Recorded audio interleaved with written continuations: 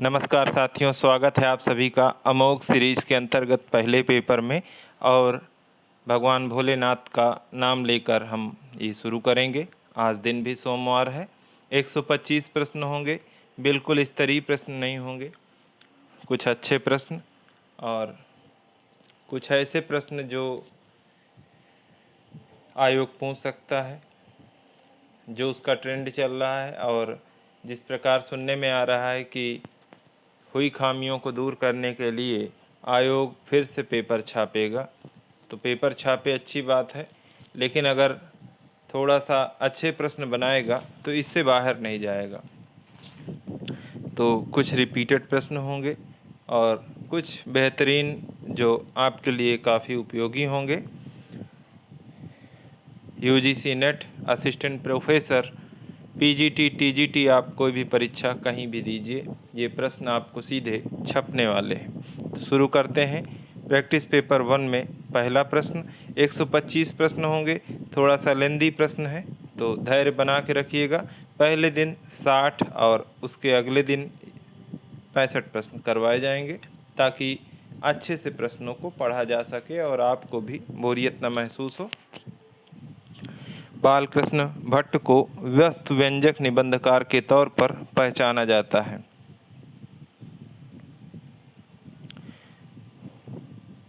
बालकृष्ण भट्ट को वस्तु व्यंजक निबंधकार के तौर पर पहचाना जाता है। इनमें से किस निबंधकार को आत्मव्यंजक निबंधकार के रूप में पहचाना जाता है? आत्मव्यंजक, वस्तु व्यंजक। तो आत्मव्यंजक के रूप में किसे पहचाना जाता है? प्रताप नारायण मिश्र जी को पहचाना जाता है।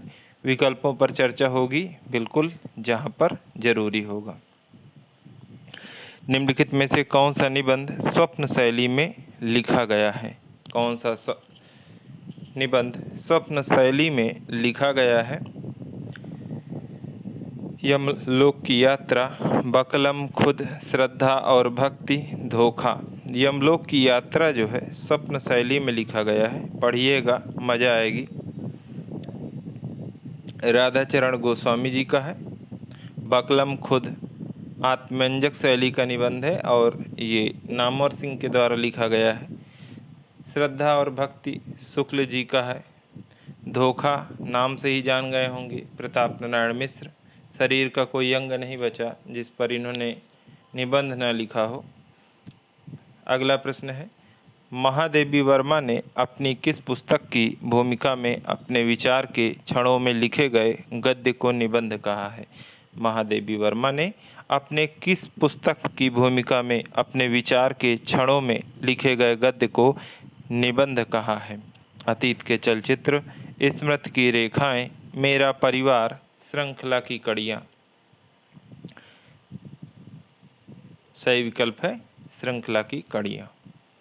ध्यान रहे, भूमिका में ही अपने इन्होंने स्पष्ट कर दिया है। चौथा प्रश्न है, नामवर सिंह ने अपने किस समीक्षात्मक निबंध में निबंधों को विच्छिन्न चिंतन माना है? नामवर सिंह ने अपने किस समीक्षात्मक निबंध में निबंधों को विच्छिन्न चिंतन माना है? बकलम खुद, वाद विवाद संवाद, छायावाद, दूसरी परंपरा की खोज। नामवर सिंह ने अपने किस समीक्षात्मक निबंध में निबंधों को विच्छिन्न चिंतन माना है? तो वाद विवाद संवाद में माना है। पांचवा प्रश्न है, प्रहरी नामक पत्रिका के संपादक, प्रहरी नामक पत्रिका के संपादक निम्नलिखित में से कौन है? प्रहरी नामक पत्रिका के संपादक हरिशंकर परसाई हैं। छठवां प्रश्न है, प्रेमचंद का प्रथम हिंदी कहानी संग्रह निम्नलिखित में से कौन है? प्रेमचंद का प्रथम हिंदी कहानी संग्रह निम्नलिखित में से कौन है? तो सप्त सरोज है, बी ऑप्शन सही है। ध्यान रहे, कहानी संग्रह है ये।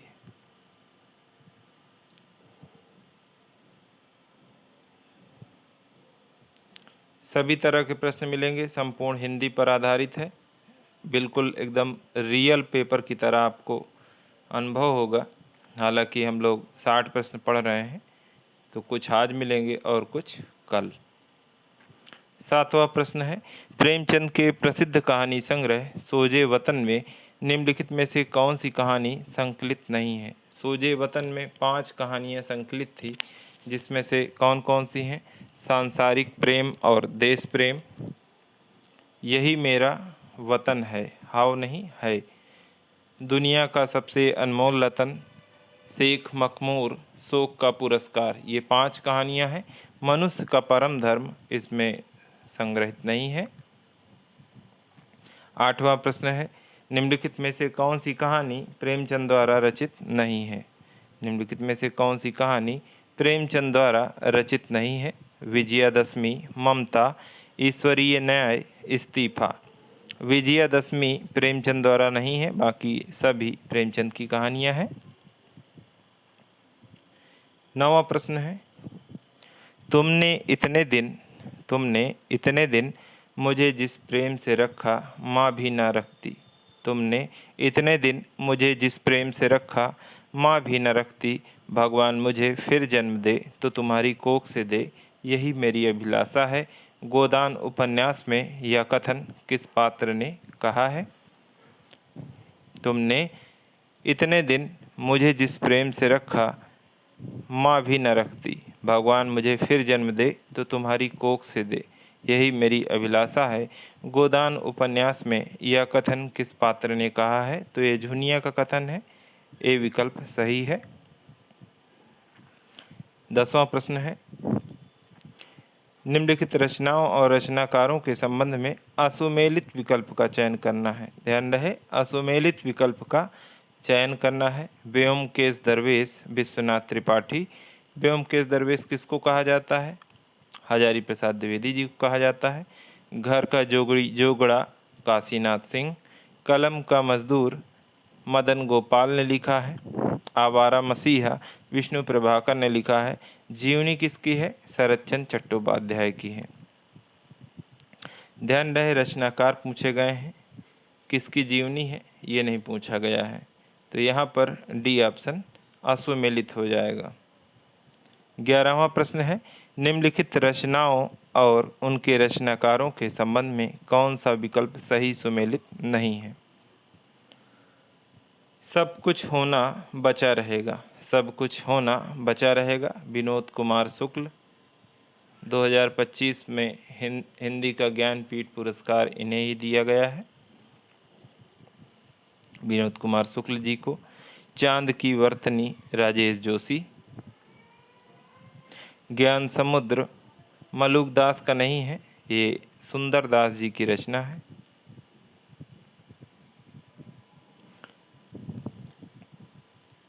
अगला विकल्प है अपनी केवल धार, अरुण कमल की रचना है। अगला प्रश्न देखते हैं, 12वां। संवत 1955 में उन्होंने उपन्यास मासिक पत्र निकाला। संवत 1955 में उन्होंने उपन्यास मासिक पत्र निकाला और द्वितीय उत्थान काल के भीतर, और सन और संवत का ध्यान रखिएगा, और द्वितीय उत्थान काल के भीतर 65 छोटे बड़े उपन्यास लिखकर प्रकाशित किया। आचार्य शुक्ल का यह कथन किस उपन्यासकार के संबंध में है? आचार्य शुक्ल जी का कथन है, तो ये किशोरीलाल गोस्वामी जी के लिए कथन है। सी ऑप्शन सही हो जाएगा। 13वां प्रश्न है, संसार की कोई लिपि यदि सर्वाधिक पूर्ण है, संसार की यदि कोई लिपि यदि सर्वाधिक पूर्ण है तो वह एकमात्र देवनागरी है। यह कथन किसका है? आइजक पिटमैन का है। इन्होंने भी देवनागरी लिपि को सर्वाधिक पूर्ण कहा है। सी ऑप्शन सही है। साकेत महाकाव्य के प्रारंभिक 5 सर्ग किस पत्रिका में प्रकाशित हुए थे? साकेत महाकाव्य के प्रारंभिक 5 सर्ग किस पत्रिका में प्रकाशित हुए थे? तो सरस्वती में प्रकाशित हुए। ध्यान रहे, प्रारंभिक 5 सर्ग। 15वां प्रश्न है, निम्नलिखित रचनाओं और उनके रचनाकारों के संबंध में कौन सा विकल्प सही सुमेलित नहीं है? निम्नलिखित रचनाओं और उनके रचनाकारों के संबंध में कौन सा विकल्प सही सुमेलित नहीं है? बारिश में भीगते बच्चे, रामदरस मिश्र। कविता में औरत, राजेश जोशी। नहीं, ये अनामिका की रचना है, राजेश जोशी की नहीं है। कविता में औरत, अनामिका। बेहतर दुनिया के लिए, विश्वनाथ प्रसाद तिवारी। हवा में हस्ताक्षर, कैलाश वाजपेयी। अपनी केवलधार अरुण कमल की रचना है, अभी आया था। वैसा ही नाम कुछ मिलता जुलता है। हवा में हस्ताक्षर, कैलाश वाजपेयी। बेहतर दुनिया के लिए, विश्वनाथ प्रसाद तिवारी। ध्यान रहे तिवारी और मिश्र में अंतर याद रखिएगा। कविता में औरत, अनामिका। बारिश में भीगते हुए बच्चे, रामदरस मिश्र। 16वां प्रश्न है, संस्कृति और सौंदर्य। संस्कृति और सौंदर्य निबंध मूलतः निम्न में से किस रचना पर आधारित है? संस्कृति एवं सौंदर्य निबंध मूलतः किस रचनाकार पर आधारित है? देखिए ऐसे ही धोखा हो जाता है। किस रचनाकार पर आधारित है? विद्यानिवास मिश्र, रामदरस मिश्र, विवेकी राय, हजारी प्रसाद द्विवेदी। तो संस्कृति और सौंदर्य मूलतः हजारी प्रसाद द्विवेदी पर आधारित है। 17वां प्रश्न है, निम्नलिखित में से कौन सी पुस्तक देवेंद्रनाथ शर्मा द्वारा रचित नहीं है? कौन सी पुस्तक देवेंद्रनाथ शर्मा द्वारा रचित नहीं है? हिंदी भाषा का विकास, भाषा विज्ञान की भूमिका, राष्ट्रभाषा हिंदी, समस्याएं और समाधान, ये सभी देवेंद्रनाथ शर्मा की हैं। भारतीय भाषा विज्ञान किशोरीदास वाजपेयी की है। भारतीय भाषा विज्ञान किशोरीदास वाजपेयी की रचना है। 18वां प्रश्न है, निम्नलिखित में से असत्य विकल्प का चयन करें। निम्नलिखित में से असत्य विकल्प का चयन करें। स्वनिम के दो रूप होते हैं, खंड और खंडेतर। खंड और ध्वनि क्या है?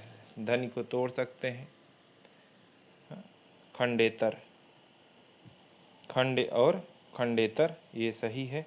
स्वरों का स्वतंत्र उच्चारण किया जा सकता है। स्वरों का स्वतंत्र उच्चारण किया ही जाता है। सर्वनाम में लिंग के कारण रूपांतरण हो जाता है। सर्वनाम में लिंग के कारण रूपांतरण हो जाता है। तो ऐसा नहीं है, रूपांतरण लिंग के कारण कभी नहीं होता। सर्वनाम में जितने सर्वनाम हैं तो कभी भी आप उसमें लिंग के कारण बदलाव नहीं कर पाएंगे और नहीं होता है। उत्पत्ति या विकास की दृष्टि से शब्दों के 4 भेद माने गए हैं। तो यहाँ पर सी विकल्प सही नहीं है, बाकी सही, सभी सही। 19वां प्रश्न है, निम्नलिखित पात्रों को उनसे संबंधित, यहाँ पर को लगा लीजिए, संबंधित उपन्यासों और उनके रचनाकारों के संबंध में कौन सा विकल्प सही सुमेलित नहीं है? निम्नलिखित पात्रों को उनसे संबंधित उपन्यासों और उनके रचनाकारों से के संबंध में कौन सा विकल्प सही सुमेलित नहीं है?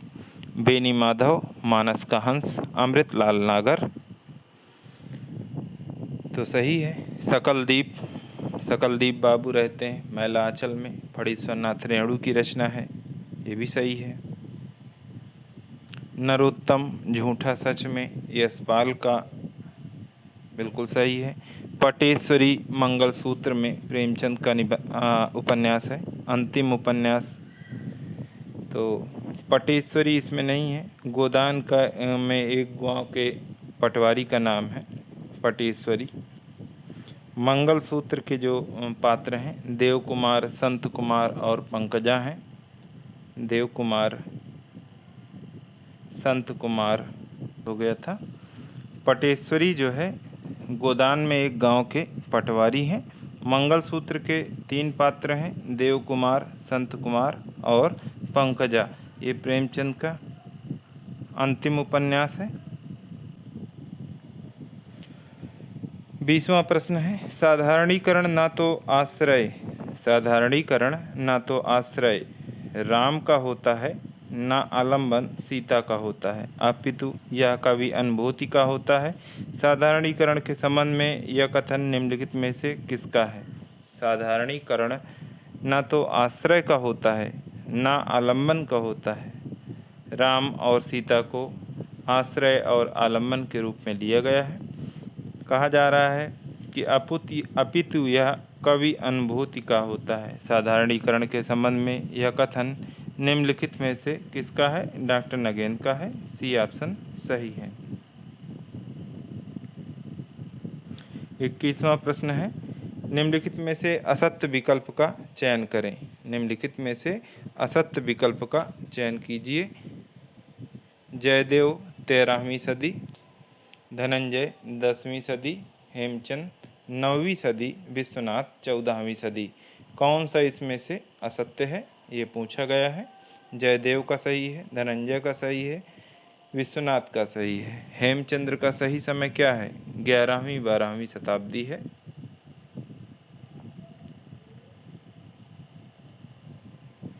सी ऑप्शन यहाँ पर सही हो जाएगा।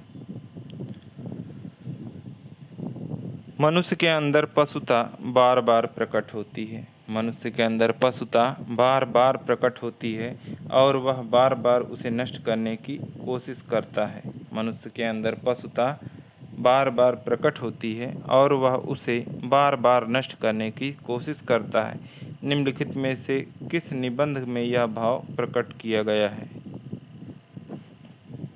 तो यह हजारी प्रसाद द्विवेदी के निबंध नाखून क्यों बढ़ते हैं में प्रकट किया गया है कि मनुष्य के अंदर पशुता बार बार प्रकट होती है और वह उसे बार बार नष्ट करने की कोशिश करता है।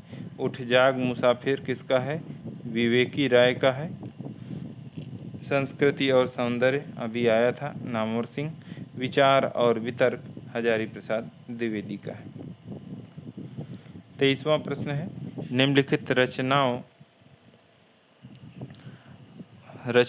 प्रकाशन वर्ष और उनके रचनाकार के संबंध में कौन सा विकल्प सही नहीं है? रचनाकार, रचना और रचना वर्ष जो है सही नहीं है। प्रवास की डायरी 1971 ईस्वी, प्रवास की डायरी 1971 ईस्वी, हरिवंश राय बच्चन बिल्कुल सही है। एक साहित्यिक की डायरी 1964 ईस्वी, गजानन माधव मुक्तिबोध बिल्कुल सही है। दिल्ली मेरा प्रदेश 1776 ईस्वी, रघुवीर सहाय। ऋण जल धन जल, ऋण जल धन जल 1980 ईस्वी, फणीश्वरनाथ रेणु। तो रचनाकार तो सही है परंतु 80 में नहीं, ये 77 में प्रकाशित हुआ था। फणीश्वरनाथ के मरणोपरांत जो रचनाएं मरणोपरांत प्रकाशित होती हैं जैसे मंगलसूत्र या ऋण जल धन जल, तो ऐसी रचनाएं थोड़ा सा महत्वपूर्ण हो जाती हैं, इनको आप ध्यान रख सकते हैं। 24वां प्रश्न है, नीत्शे का संबंध किस विचारधारा से है? नीत्शे का संबंध किस विचारधारा से है? मनोविश्लेषणवाद, उत्तर आधुनिकतावाद, अस्तित्ववाद, मार्क्सवाद। सही विकल्प है अस्तित्ववाद। नीत्शे का संबंध किससे है? अस्तित्ववाद से है। तलाकशुदा माता पिता के संतान की मानसिकता पर आधारित उपन्यास निम्नलिखित में से कौन सा है? अब विषय वस्तु पूछी गई है, इतनी बार मैंने बताया है अभी तक, अगर आप मेरे साथ पढ़े होंगे उपन्यास, तो उपन्यास के मैंने 350 प्रश्न करवाए हैं, तो उम्मीद है ये प्रश्न आप जान गए होंगे। आपका बंटी मन्नू भंडारी।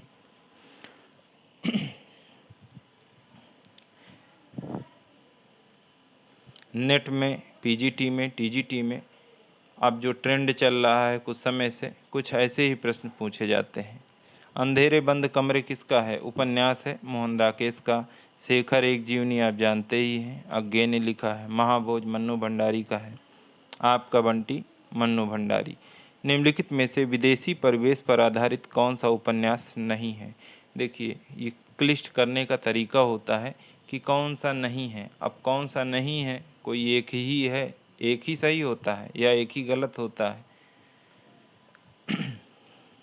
तो अगर आपको सभी नहीं पता है तो फिर आपको दिक्कत हो जाएगी। वे दिन निर्मल वर्मा, आओ पेपे घर चलें प्रभा खेतान, सफ़र के साथी सुनीता जैन, परिशिष्ट गिरिराज किशोर। तो विदेशी परिवेश पर आधारित उपन्यास कौन सा नहीं है? परिशिष्ट गिरिराज किशोर का ये विदेशी परिवेश पर नहीं है। बाकी ये सब अमेरिकी नारी जीवन की कथा है इसमें। आओ पेपे घर चले में किसका है? प्रभा खेतान, वे दिन निर्मल वर्मा, सफ़र के साथी सुनीता जैन, आओ पेपे घर चलें प्रभा खेतान, परिशिष्ट गिरिराज किशोर। 27वां प्रश्न है, निम्नलिखित मिथकीय कविताओं और उनके रचनाकारों के संबंध में कौन सा विकल्प सही सुमेलित नहीं है? निम्नलिखित मिथकीय कविताओं और उनके रचनाकारों के संबंध में कौन सा विकल्प सही सुमेलित नहीं है? प्रमुख गाथा धर्मवीर भारती, आत्मजयी कुंवर नारायण की रचना है, सभी जानते हैं। संशय की एक रात नरेश मेहता, जय भारत मैथिली शरण गुप्त। तो सभी सही हैं, आत्मजयी को छोड़कर ये कुंवर नारायण की रचना है।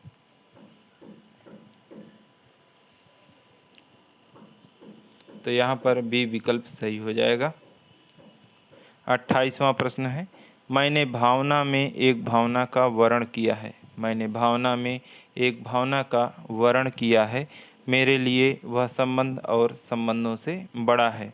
मैं वास्तव में अपनी भावना से प्रेम करती हूँ, जो पवित्र है, कोमल है, अनश्वर है। यह संवाद किस पात्र का किसके प्रति है? यह संवाद किस पात्र का किसके प्रति है? कालिदास का मल्लिका के प्रति। मल्लिका का स्वगत है, मतलब खुद कहा है। स्वगत मतलब क्या है? नाटक में ये बात आपको मैंने बताई थी कि स्वगत ऐसी बातें जो ऐसा कहो कि कोई और न सुन पाए। मल्लिका का अंबिका के प्रति, मल्लिका का कालिदास के प्रति। तो मल्लिका का अंबिका के प्रति कथन है ये। मैंने भावना में एक भावना का वर्ण किया है। कभी पूछा जाए कि ये किस रचना से है, तो आषाढ़ का एक दिन से है और मोहन राकेश की रचना है, नाटक है। 29वां प्रश्न है, मैं कहता हूँ आँखिन की देखी, मैं कहता आँखिन की देखी, तू कहता कागज की लेखी, उक्त काव्य पंक्ति का आशय क्या है? मैं कहता आँखिन की देखी, तू कहता कागज की लेखी, उक्त पंक्ति का आशय क्या है? प्रत्यक्ष ज्ञान और पुस्तकीय ज्ञान एक ही है। प्रत्यक्ष ज्ञान को ही पुस्तकों में लिखा जाता है। प्रत्यक्ष ज्ञान पुस्तकीय ज्ञान से हीन है। स्वानुभव शास्त्रीय ज्ञान से बड़ा है। आपने महसूस किया होगा जब आप बाहर जाते हैं, परीक्षाएं देने गए या किसी भी काम से गए, तो लोगों को जैसे व्यवहार रहता है उससे आपको सीखने को मिलता है कि ऐसा व्यवहार हमारे लिए अच्छा है, ऐसा व्यवहार हमारे लिए खराब है, ऐसे बुरा लगता है। तो वही कहा जाता है कि स्वानुभव शास्त्रीय ज्ञान से बड़ा है। आप पढ़कर वो नहीं सीख सकते हैं। पढ़ने तो हम जीवन भर पढ़ते हैं, अच्छा व्यवहार करना चाहिए। क्या आप बाहर जाते हैं तो लोग करते हैं वैसा व्यवहार? ट्रेन में, बस में सीट देने के लिए लोग जो है लड़ जाते हैं, मारपीट हो जाती है। 30वां प्रश्न है, साथियों कैसा लग रहा है? बिल्कुल थोड़ा सा प्रश्न अलग हैं तो हिचक होना लाजमी है, लेकिन ये मत सोचिए कि ये प्रश्न बेकार हैं। बड़ी मेहनत से तैयार किए गए हैं और इसलिए तैयार किए गए हैं कि आपको निश्चित सफलता प्राप्त हो सके। हमारा चैनल इसके लिए प्रतिबद्ध है, पूरी तरह से निःशुल्क मैटर, और उम्मीद है कि ऐसे प्रश्न कोई नहीं करवाता है। थोड़ा सा डिटेल कम दे रहा हूँ क्योंकि परीक्षाएं नज़दीक हैं। जैसे ही परीक्षाएं हो जाएंगी, यही प्रश्न जो अभी 120 प्रश्नों में 1 घंटे में 120 प्रश्न हो जा रहे हैं, 10 से 15 प्रश्नों का डिटेल 1 घंटे में हुआ करेगा। तब प्रयास ये रहेगा कि अधिक डिटेल दिया जाए, अधिक उनको डिस्क्राइब किया जाए, ताकि अधिक से अधिक जानकारी आप तक पहुँचे और निःशुल्क मैटर भी आपको पढ़ाया जाएगा। पूरा सिलेबस आपको नेट का, पीजीटी टीजीटी का पढ़ाया जाएगा, ताकि जो साथी हमारे दूरगामी क्षेत्रों से हैं और शहरों तक नहीं पहुंच पाते हैं। बेहतरीन मैटर, जब मैंने तैयारी शुरू की थी मैं खोजता रहता था, मिलता नहीं था, तो वो कमी आपको ना खले, बिल्कुल लगे रहें, सफलता यहीं से मिलेगी। 30वां प्रश्न है, प्रेमचंद के प्रसिद्ध उपन्यास रंगभूमि के पात्र सूरदास पर आधारित सूरदास नामक नाटक के रचनाकार निम्नलिखित में से कौन है? प्रेमचंद के प्रसिद्ध उपन्यास रंगभूमि के पात्र सूरदास पर आधारित सूरदास नामक नाटक के रचनाकार निम्नलिखित में से कौन है? वीरेंद्र नारायण है। 31वां प्रश्न है, काव्य तो प्रकृति मानव अनुभूतियों का नैसर्गिक कल्पना के सहारे ऐसा सौंदर्यमय चित्रण है। काव्य तो प्रकृति मानव अनुभूतियों का नैसर्गिक कल्पना के सहारे ऐसा सौंदर्यमय चित्रण है जो मानव मात्र में स्वभावतः अनुरूप भावोच्छ्वास और सौंदर्य संवेदना उत्पन्न करता है। यह किस आचार्य की उक्ति है? यह किस आचार्य की उक्ति है? हजारी प्रसाद द्विवेदी, महावीर प्रसाद द्विवेदी, नंदुलारे वाजपेयी, रामचंद्र शुक्ल। काफ़ी क्लिष्ट कथन है और नंदुलारे वाजपेयी जी का है, ध्यान रखिएगा। निम्नलिखित उपन्यासों, उनके रचनाकारों और उनके विषय वस्तु के संबंध में कौन सा विकल्प सही नहीं है? उम्मीद है आपको थोड़ा सा विषय वस्तु ज़्यादा मिल रही है। ऐसे प्रश्न पूछे जाते हैं विशेषकर पीजीटी में, 10 से 15 टीजीटी में, और नेट में तो भरमार रहती है। तो जो भाई हमारे नेट देने जा रहे हैं पढ़ के जाएं। 7 नदियाँ एक समंदर, 7 नदियाँ एक समंदर रचना किसकी है?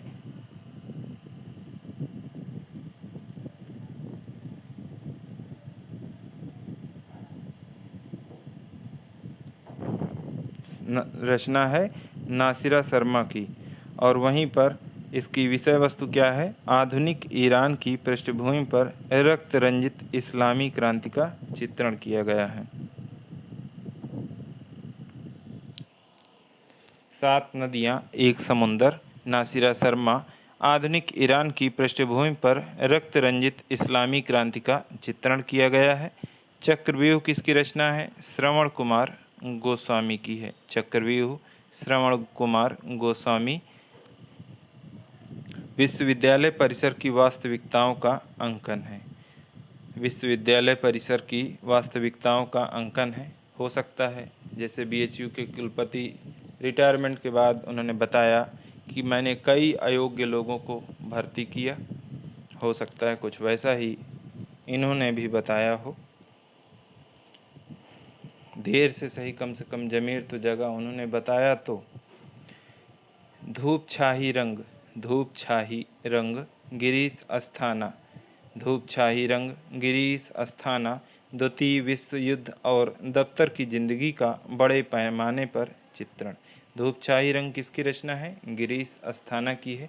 विषय वस्तु क्या है? द्वितीय विश्व युद्ध और दफ्तर की जिंदगी का बड़े पैमाने पर चित्रण किया गया है। किस्सा लोकतंत्र, किस्सा लोकतंत्र किसकी रचना है? विभूति नारायण राय की है। तो पहाड़ी स्त्री रामरती की भटकन एवं मनोदशा का वर्णन। तो किस्सा लोकतंत्र जो है रचना तो इन्हीं की है, परंतु ये विषय वस्तु इसकी सही नहीं है। इसकी विषय वस्तु क्या है? भारतीय लोकतंत्र में व्याप्त भ्रष्टाचार और सत्ता के दुरुपयोग को उजागर करता है। एक आम आदमी द्वारा आपके संघर्ष को दर्शाया गया है। तो यहाँ पर डी ऑप्शन जो है सही हो जाएगा।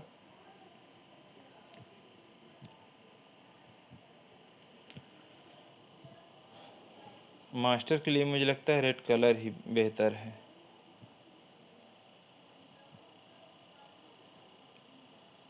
और कलर चलते भी नहीं हैं अच्छे से, अच्छे भी नहीं लगते हैं। तो यहाँ पर विषय वस्तु को एक बार फिर से पढ़िएगा। पहले क्या है? रचनाएं हैं, फिर उपन्यास है, उनके रचनाकार हैं और उसकी विषय वस्तु है। तो 7 नदियाँ एक समुंदर, नासिरा शर्मा।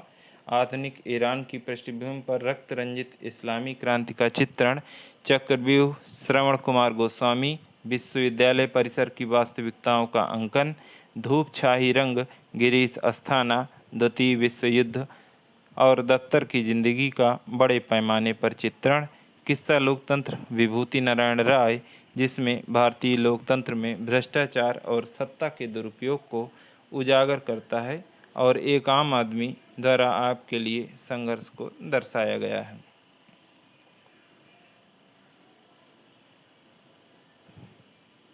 33वां प्रश्न है, निम्नलिखित उपन्यासों, उनके रचनाकारों और उनके विषय वस्तु के संबंध में कौन सा विकल्प सही नहीं है? कौन सा विकल्प सही नहीं है?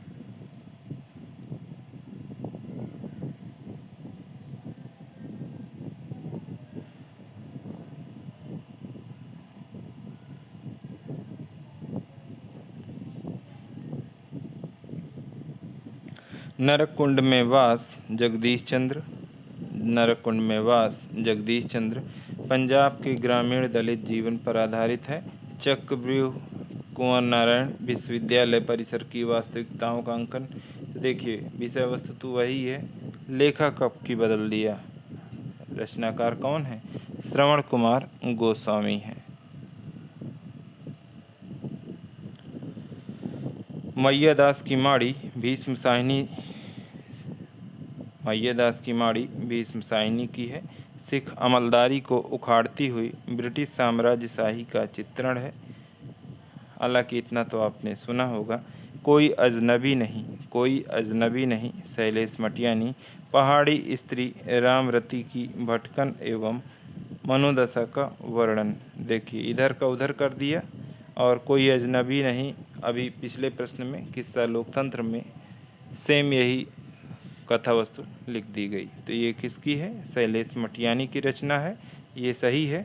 इसका जो असुमेलित था कौन सा था? बी ऑप्शन था। चक्रव्यूह जो है श्रवण कुमार गोस्वामी की रचना है, कुंवर नारायण की नहीं।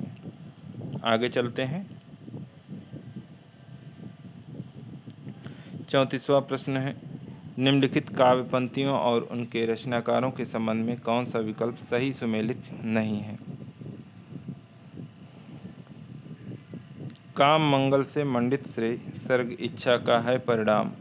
काम मंगल से मंडित श्रेय, सर्ग इच्छा का है परिणाम। न तिरस्कृत कर उसको तुम, भूल बनाते हो असफल भवधाम। जयशंकर प्रसाद। सही है। होगा फिर से दुधर्ष समर, होगा फिर से दुधर्ष समर। जड़ से चेतन का निशिवासर, सूर्यकांत त्रिपाठी निराला। पर शेष नहीं होगी यह मेरे प्राणों की क्रीड़ा, पर शेष नहीं होगी यह मेरे प्राणों की क्रीड़ा। तुमको पीड़ा में ढूंढा, तुम में ढूंढेगी पीड़ा। महादेवी वर्मा। इनको बहुत सारे दुख थे, इन्होंने दुख से संबंधित ही लिखा है। जागो फिर एक बार, शेरों की मान में आया है आज से यार। ये राम कुमार वर्मा नहीं, सूर्यकांत त्रिपाठी निराला जी की पंक्ति है।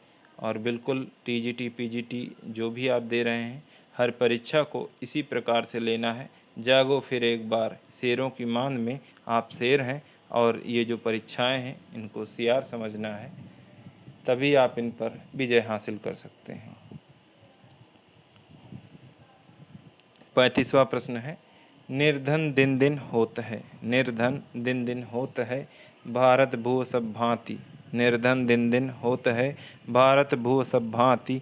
ताहि बचाई न को सकत, ताहि बचाई न को सकत। निज भुज बुद्धि बलकांति। निर्धन दिन दिन होत है, भारत भू सब भांति। ताहि बचाई न को सकत, निज भुज बुद्धि बलकांति। प्रस्तुत काव्य पंक्ति के रचनाकार कौन हैं? ये बद्रीनारायण चौधरी प्रेमघन की पंक्तियां हैं। काफ़ी लंबी पंक्तियां थी, एक बार फिर से देख लेते हैं। निर्धन दिन दिन होत है, भारत भू सब भांति। ताहि बचाई न को सकत, निज भुज बुद्धि बलकांति। ये पंक्तियां बद्रीनारायण चौधरी प्रेमघन की हैं। 36वां प्रश्न है, निम्नलिखित में से कौन सा उपन्यास संयुक्त रूप से नहीं लिखा गया है?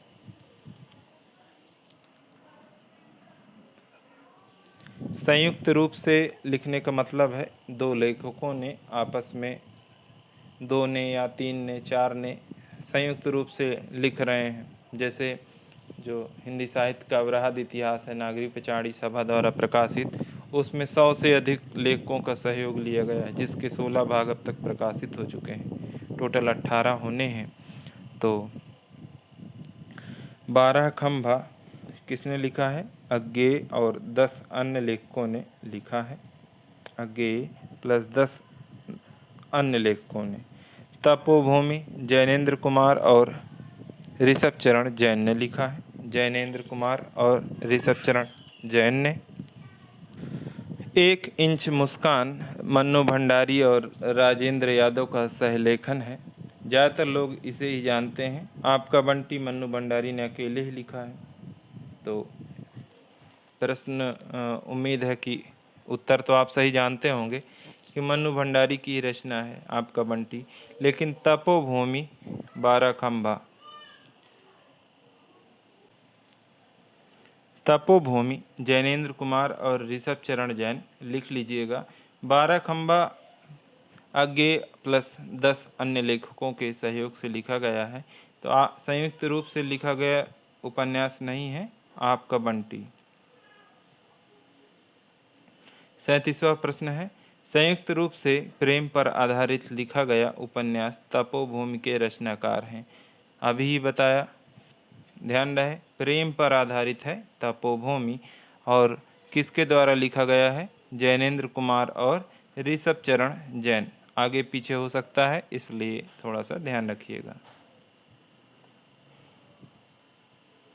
38वां प्रश्न है, निम्नलिखित महिला उपन्यासकारों और उनके द्वारा रचित उपन्यासों के संबंध में कौन सा विकल्प सही सुमेलित नहीं है? निम्नलिखित महिला उपन्यासकारों और उनके द्वारा रचित उपन्यासों के संबंध में कौन सा विकल्प सही सुमेलित नहीं है?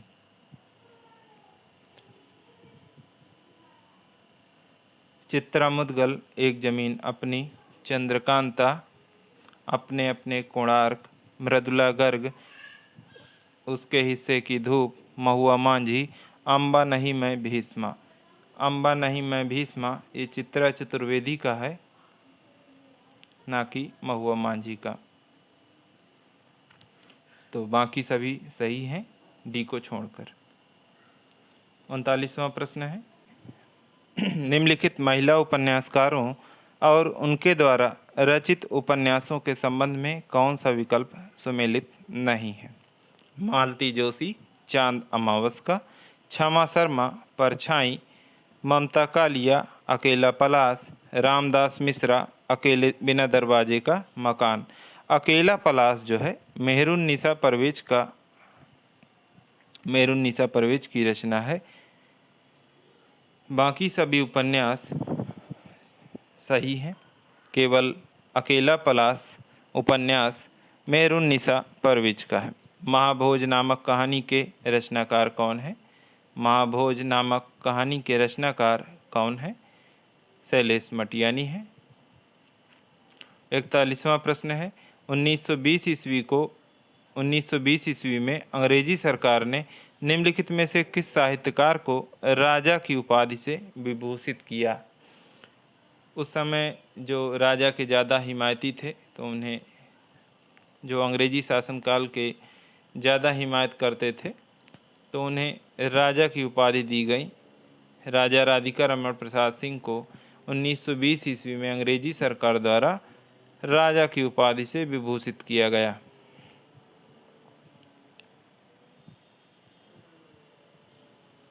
बयालीसवां प्रश्न है, मैं नारी अपावन प्रभु जग पावन, रावण रिपुजन सुखदाई, राजीव विलोचन भवभय मोचन, पाहि पाहि सर नहीं आई। तो ये पंक्तियाँ रामचरितमानस की उक्त चौपाई में व्यक्त विचार किस पात्र के हैं? तो ये अहिल्या के विचार हैं। ए ऑप्शन सही है। 43वां प्रश्न है, राम और सीता के विवाह के अवसर पर किस कवि ने मिथिला की स्त्रियों से गारी गीत गवाया है? मिथिला की स्त्रियों से गारी गीत गवाया है किसने? केशवदास ने। 44वां प्रश्न है, अच्युत चरण तरंगनी शिव सिर मालती माल, हरि न बनायो सुरसरी कीजव इंदव भाल। इस दोहे के रचनाकार का नाम क्या है? रहीम है। अच्युत चरण तरंगिनी शिव सिर मालती माल, हरि न बनायो सुरसरी कीजो इंदव भाल। इस दोहे के रचनाकार हैं रहीम दास जी। 45वां प्रश्न है, निम्नलिखित काव्य कृतियों में से कौन सी कृति प्रबंध काव्य नहीं है? निम्नलिखित काव्य कृतियों में से कौन सी कृति प्रबंध काव्य नहीं है? विकल्पों में चलते हैं। चंडी चरित, रामचरितमानस, सुजान चरित, सुजान हित प्रबंध। पूछा गया है कौन सी प्रबंध काव्य नहीं है, यानी प्रबंध काव्य छोड़कर महाकाव्य भी हो सकती है, आख्यानक गीतियाँ भी हो सकती हैं। तो रामचरितमानस महाकाव्य है, सभी जानते हैं। बाकी चंडी चरित किसकी है? गुरु गोविंद सिंह। सुजान चरित सूदन। सुजान हित प्रबंध किसकी है? गणानंद की है, श्रृंगार विषयक है और इनकी प्रेमिका का नाम सुजान था। रामचरितमानस तुलसीदास की है। 46वां प्रश्न है, निम्नलिखित ग्रंथों को उनके रचनाकारों के साथ सुमेलित कीजिए। सूची 1 और सूची 2 दी गई हैं। रस मीमांसा रामचंद्र शुक्ल। हिंदी साहित्य का आदिकाल हजारी प्रसाद द्विवेदी की रचना है। 5वां है इसमें सही। निराला की साहित्य साधना रामविलास शर्मा। निराला की साहित्य साधना रामविलास शर्मा। आधुनिक साहित्य सृजन और समीक्षा नंदुलारे वाजपेयी। आधुनिक साहित्य सृजन और समीक्षा एक बार देख लीजिए। रसमीमांसा किसकी रचना है? रामचंद्र शुक्ल जी की है। हिंदी साहित्य का आदिकाल हजारी प्रसाद द्विवेदी। निराला की साहित्य साधना रामविलास शर्मा। आधुनिक साहित्य सृजन और समीक्षा नंदुलारे वाजपेयी की रचना है। 3, 5, 1, 2 डी ऑप्शन यहाँ पर सही हो जाएगा। 47वां प्रश्न है, निम्नलिखित उक्तियों को उनके आचार्यों के साथ सुमेलित कीजिए। निम्नलिखित उक्तियों को उनके आचार्यों के साथ सुमेलित कीजिए। सूची 1 और सूची 2 दी गई हैं। शब्दार्थो सहितो काव्यम भामा की पंक्ति है। वाक्यम रसात्मकम काव्यम, वाक्यम रसात्मकम काव्यम विश्वनाथ की पंक्तियां हैं। रमणीयार्थ प्रतिपादका शब्दः काव्यम पंडित राज जगन्नाथ की है। तद दोषो शब्दार्थो सगुणावलंकृति पुनः क्वापि, तो ये 2 बार दा है, 2 बार माँ, 3 बार माँ है। तो यहाँ पर ये मम्मट की पंक्ति है। सभी सुमेलित हो गए हैं, केवल ये बी का 5वां है क्योंकि विश्वनाथ इधर लिखे हैं।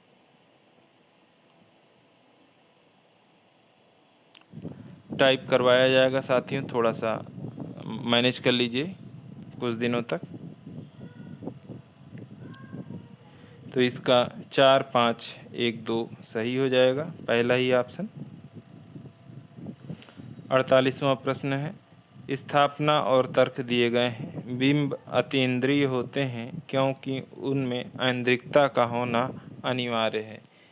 ऐन्द्रिकता का होना अनिवार्य है, तो बिंब अतीन्द्रिय नहीं होते हैं, बिंब इंद्रियों द्वारा ग्राह्य होते हैं, यानी उनका संबंध हमारी इंद्रियों से होता है। बिंब अतीन्द्रिय नहीं होते हैं, ये गलत है और ये सही है। बी ऑप्शन सही हो जाएगा।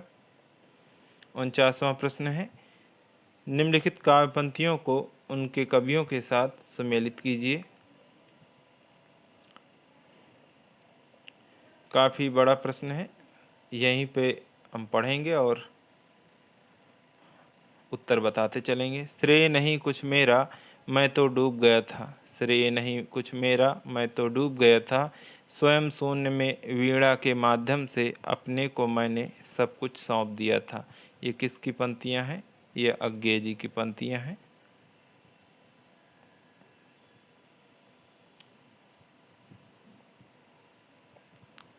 परम अभिव्यक्ति लगातार घूमती है जग में, पता नहीं जाने कहाँ वह है। या मुक्ति बोध की है।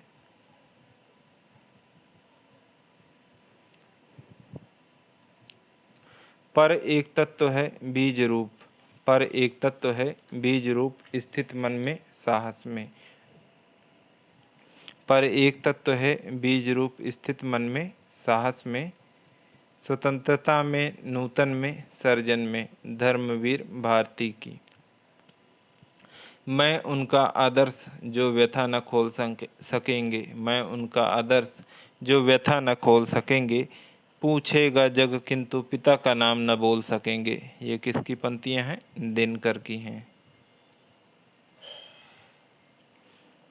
तो यहाँ पर सही विकल्प है 5, 1, 4, 2। विकल्पों पे इस पर मत जाइएगा, वहीं पे लिख दिया गया है क्योंकि काफ़ी लंबा प्रश्न था। या छोटा करते हैं, ये देखिए छोटा करने में भी नहीं आ पा रहा है। या तो आप टेलीग्राम पे मैसेज कीजिए, मैं ये प्रश्न भेज दूंगा। 50वां प्रश्न है, निम्नलिखित रचनाओं को उनके रचनाकारों के साथ सुमेलित करना है। रचना और रचनाकार दिए गए हैं। राउल बेल सभी जानते हैं। कुछ प्रश्न ऐसे आसान दिए गए हैं, अभी तक काफ़ी क्लिष्ट प्रश्न आए।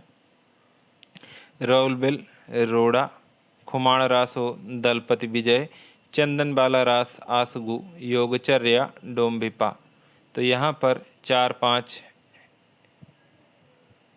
1, 2, 4, 5, 1, 2 बी विकल्प सही हो जाएगा।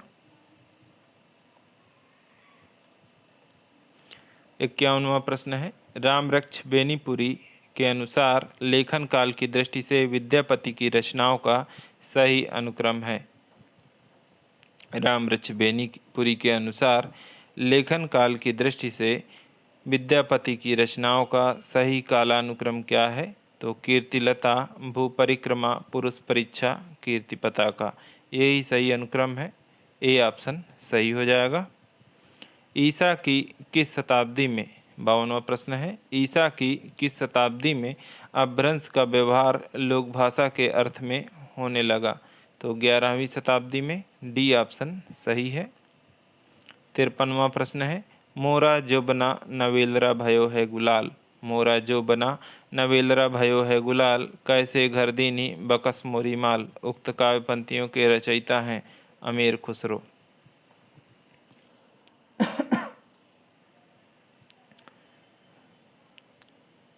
तीय सैसो जोबन मिले, भेद न जान्यो जात, प्रात समय निशिद्योस के दुबो भाव दर्शात। इस दोहे में नायिका की किस अवस्था का वर्णन किया गया है?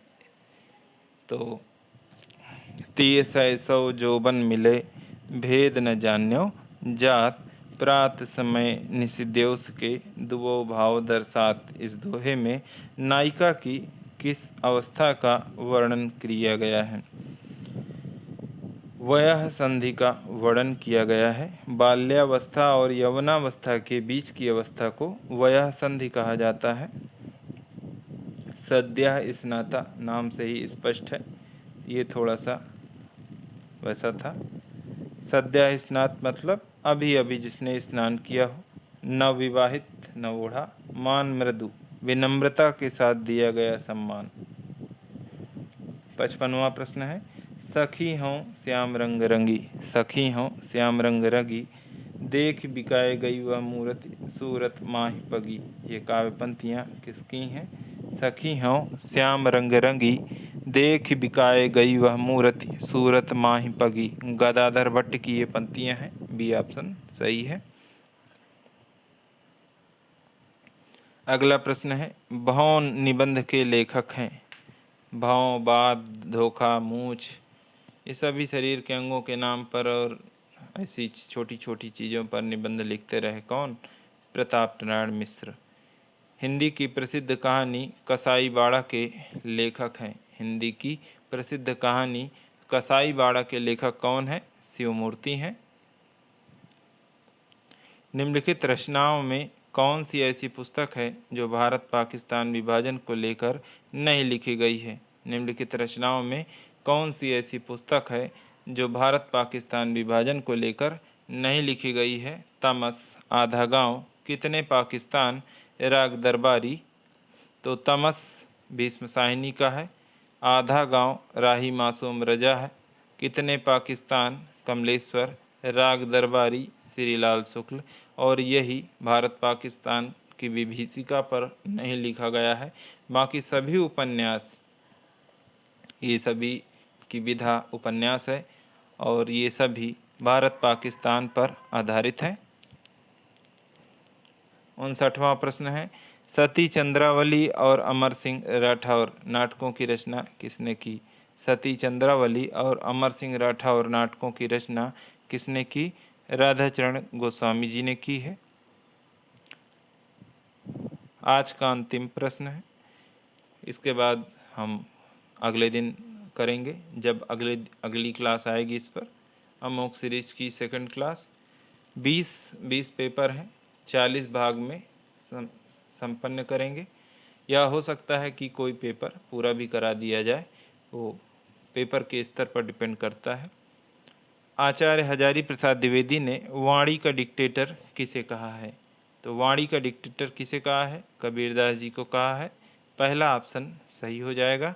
61वें प्रश्न से 125 नंबर तक हम अगले एपिसोड में करेंगे। आज के लिए इतना ही साथियों। कृपया अभी ये बताएं कमेंट में या टेलीग्राम में मैसेज करके कि कैसी रही आज की ये श्रृंखला, क्या ये प्रश्न आपको पसंद आए। अगर नहीं भी पसंद आए हैं तो बिल्कुल एक बार पढ़िएगा अच्छे से और अपनी प्रतिक्रिया अवश्य दें। वीडियो को लाइक किया करें, चैनल को सब्सक्राइब अवश्य रखें। प्रतिदिन ज़्यादातर 10 बजे नहीं तो 12-1 बजे तक कोई ना कोई आपको प्रश्नावली या क्लास मिलती रहेगी जब तक पेपर हो नहीं जाता। उसके बाद विस्तार से आपको पढ़ाया जाएगा ताकि परीक्षा में कोई व्यवधान ना आए, कोई आपकी तैयारी में कमी ना आए। आज के लिए साथियों इतना ही। बहुत बहुत धन्यवाद। नमस्कार।